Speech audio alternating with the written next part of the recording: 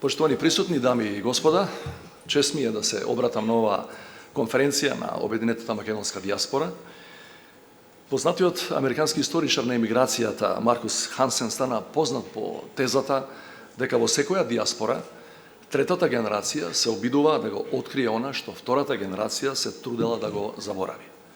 Меѓутоа македонската диаспора го побива овој принцип, бидејќи не само што немало обид да го заборави своето македонско потекло, туку тоа како најголема вредност го пренесува од колено на колено. Потврда за тоа се и младите иселеници кои се дел од програмата Родум од Македонија и кои изминативе 2 недели беа практиканти во повеќе македонски институции и компании. Горан Стефановски велеше, минувањето време во татковината е трансформативно искуство, бидејќи тука е изворот на македонскиот идентитет, македонската, на нашата приказна.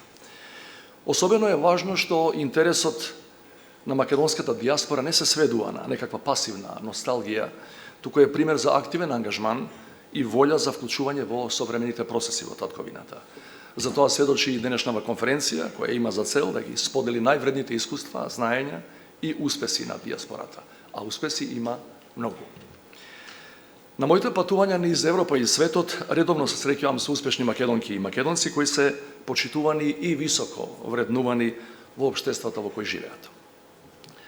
Зборувајќи за успехот, неодамна во Скопје се сретнав со израелскиот професор Ден Шехтман, кој за своите научни постигнувања ја доби Нобеловата награда за хемија во 2011-та.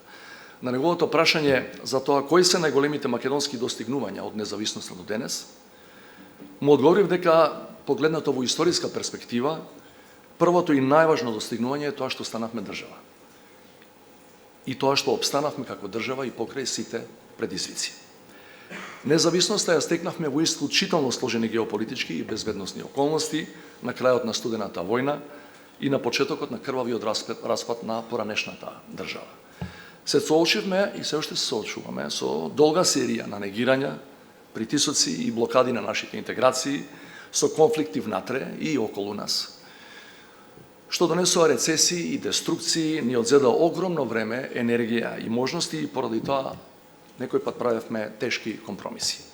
Но обстанавме како држава и тоа во овие граници. Второто македонско достигнување е тоа што со сите своји недостатоци за кои сведочиме, ние не сме држава само на хартија, туку демократија која ја градиме долго и мачно од почетоците на независноста.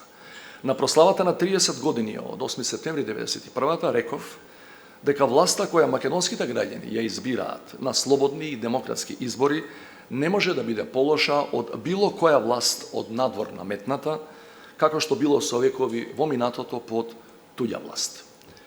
Ова е особено важно и денес, кога сме сведоци на заканите на популизмот и автократијата, дури и во старите и зрели демократии. Третото наше достигнување е што со децении го одржуваме моделот на функционална мултиетничка демократија, какви што нема многу во Европа. Актуелните превирања на континентот и пошироко се доказ дека мултиетничката демократија е сериозен предизвик и за многу поголеми и помоќни држави од нашата. Мултиетничката коегзистенција и вековната традиција на почитување на различноста се наша најголема вредност и предуслов за внатрешна стабилност и просперитет. Ценети присутни, македонската диаспора има значаен удел во секој од овие три наши заеднички македонски успеси. Македонските иселеници никогаш не биле пасивни наблюдувачи на овие процеси, туку активни чинители. Диаспората лобираше за признавање на независноста на македонската држава, за воспоставување дипломатски односи со многу земји во светот и за интензивирање на билатералните односи меѓу нивната прва и нивната втора татковина. И денес, вие, припадниците на диаспората, продолжувате да ги застапувате нашите интереси, да отворате врати за билатерална соработка и да придонесувате за меѓународна афирмација на државата. Но за овие три постигнувања на македонската држава и граѓани да продолжат да обстојуваат и да бидат платформа за натамошен развој и просперитет на сегашните и идни генерации, неопходни се три услови. Првиот услов е геополитичката безбедност, што ни ја гарантира членството во НАТО алијансата. Војната во Украина покажа колку е важно што сме на вистинската страна на историјата. Но за да го заокружиме интегрирањето во тој геополитички и геоекономски простор, неопходно ни е и членство во Европската Унија. Вториот услов е владењето на правото. Од правната сигурност зависи и довербата на граѓаните во државните институции и одржливиот економски и општествен развој. Законите кои не важат за сите подеднакво генерираат не само правна, туку и социоекономска и политичка нееднаквост.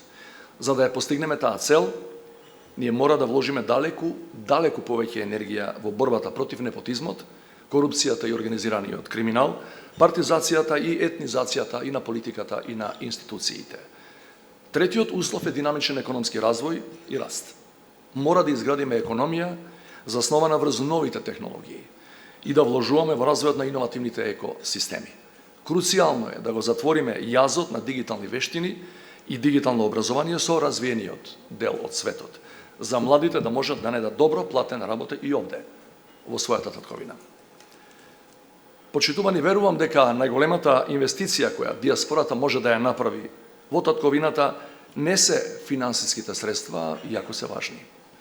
Најголема инвестиција која припадниците на диаспората овде ни ја носат се евроатлантските демократски вредности и принципи на работа, културата на почитување на законите и предприемачкиот дух. Неспорен факт е дека голем дел од придобивките и добрите практики што ги имаме се донесени токму благодарение на нашите сонародници, желни да ја видат својата прва татковина успешна и развиена.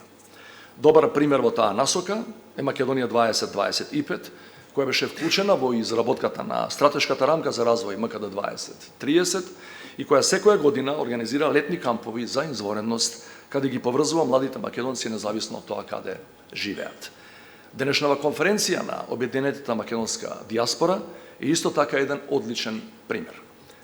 Диаспората треба да продолжи да лобира за заокружување на нашите европски интеграции, да внесува добри бизнис практики, да кофинансира развојни и проекти за општествена одговорност.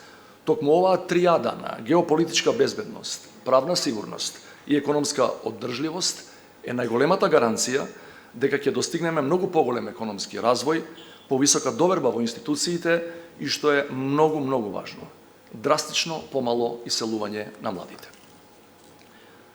Драги пријатели, за помалку од 2 недели, заедно со нашите сонародници од целиот свет, ќе го прославиме најголемиот македонски празник Илинден и ќе одбележиме 120 годишнината од славното Илинденско востание. Борбата на илинденците и на учесниците во НОБ беше за слобода и за човечки правдини. Нашата борба во 21. век е за развиена и просперитетна македонска држава во која граѓаните ќе имаат шанса да ги остварат своите животни идеали. Само со помош на диаспората и со заеднички напори на сите македонци во светот ќе можеме да ја постигнеме целта и да изградиме држава што со гордост ќе можеме да ја наречеме наш заеднички дом. Благодарам.